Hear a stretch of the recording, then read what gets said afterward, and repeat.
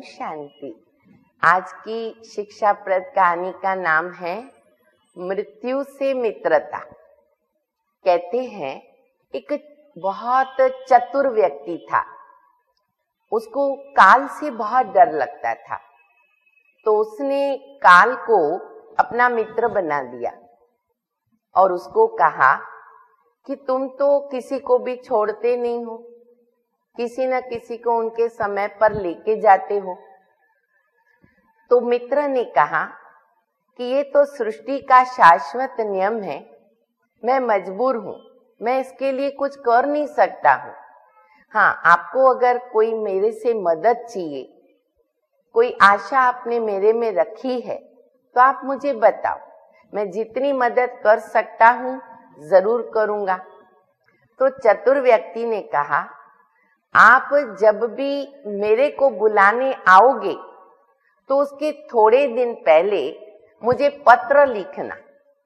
जब मुझे आपका पत्र आएगा तो मैं सावधान हो जाऊंगा, अपना कारोबार बाल बच्चों को सौंप दूंगा और भगवान के भजन में लग जाऊंगा। तब काल ने कहा, ये कौन सी बड़ी बात है, मैं आपको एक बार नहीं 4 बार पत्र भेजूंगा। चतुर व्यक्ति तो बड़ा खुश हो गया और निर्भय होकर के जीने लगा। समय आगे बीतता गया। आखिर उस चतुर व्यक्ति का भी समय, अंतिम समय आ गया। तो वो काल मित्र उसके पास आया और उसको कहा कि आपके नाम का वारंटी निकल चुका है, अब आपको आज मेरे साथ चलना पड़ेगा। अपने दूतों के साथ पहुंच गया। ये देखकर चतुर व्यक्ति को बड़ा गुस्सा आया। उसने अपने मित्र को कहा कि तुमने तो बहुत अच्छी मित्रता निभाई, तुमने बोला था मैं तुमको पत्र भेजूंगा, वचन दिया था मुझे, तुमने एक बार भी मेरे को पत्र नहीं भेजा, मेरे को धोखा दिया, मेरे साथ विश्वासघात किया। तब काल ने कहा, आप क्या बोलते हो, मैंने एक बार नहीं, मैंने आपको 4 बार पत्र भेजा। तो व्यक्ति ने कहा, आपके पत्र भेजने का कोई प्रमाण है? मेरे पास तो कोई रसीद वगैरह नहीं है।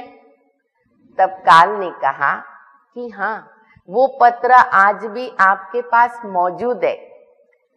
सबसे पहले मैंने आपको सिर के प्रति एक पत्र भेजा, अर्थात आपके सिर में जो काले बाल है उन्होंने सफेद रूप में रंग बदलना आरंभ किया और आपको सावधानी दी, लेकिन आपने उस सावधानी को समझा नहीं और आप अपने को युवान दिखाने के लिए उन बालों का रंग बदल दिया और उसी जवानी में जीते रहे।